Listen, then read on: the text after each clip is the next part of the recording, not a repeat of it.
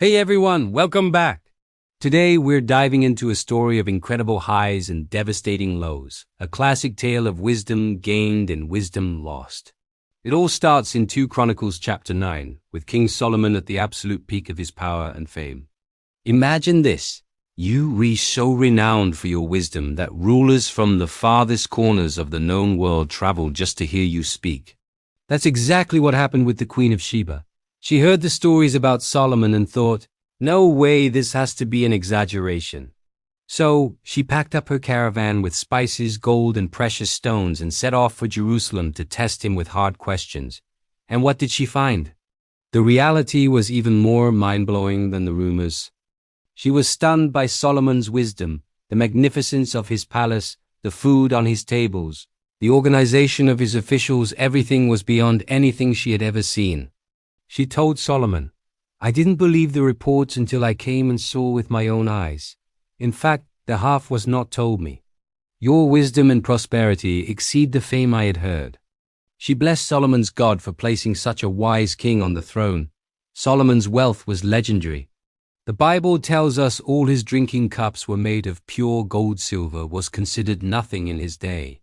He had a fleet of ships that brought back gold, silver, ivory, apes, and peacocks every 3 years. His throne was a masterpiece of ivory overlaid with gold, with lion statues guarding the steps. Kings from all over the world brought him gifts and sought his counsel. Solomon was the undisputed superstar of his era. He reigned for 40 years, and Israel enjoyed a period of unprecedented peace and prosperity. But here's where the story takes a sharp turn. After Solomon's death, his son Rehoboam takes the throne. All the people of Israel gather and make a very reasonable request. They say, your father Solomon put a heavy yoke on us. Lighten the harsh labor and the heavy yoke he put on us, and we will serve you. Solomon, this massive building projects and lavish lifestyle, had come at a cost-high taxes and forced labor for the people. Rehoboam, faced with his first major test as king, does something smart. He asks for 3 days to think about it. First, he consults the elders, the wise men who had advised his father Solomon. Their advice is clear and full of wisdom. If you will be a servant to this people today, and serve them, and speak good words to them when you answer them, then they will be your servants forever. Basically, show them some kindness and leadership, and you'll win their loyalty. But then, Rehoboam does something incredibly foolish. He rejects the advice of the elders and turns to his buddies, the young men he grew up with. These guys, full of arrogance and lacking experience, give him the worst advice possible. They tell him to show strength, to be even tougher than his father. Tell them, they said, my little finger is thicker than my father's waist. My father laid on you a heavy yoke. I will make it even heavier. My father scourged you with whips. I will scourge you with scorpions. So, when the people return, Rehoboam follows the terrible advice of his young friends. He speaks harshly, promising to be a tyrant. And the result?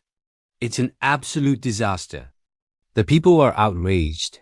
10 of the 12 tribes of Israel shout, what share do we have in David? We have no inheritance in the son of Jesse. To your tents, O Israel. Look now to your own house, O David. And just like that, the kingdom is ripped in two. A unified, powerful nation, built over generations by David and Solomon, fractures in a single moment of arrogance. This story is such a powerful lesson. It shows us how quickly a legacy can crumble. Solomon had all the wisdom in the world, but seems to have failed to pass it on to his own son. And Rehoboam's story is a stark warning about the danger of pride and choosing the wrong counselors.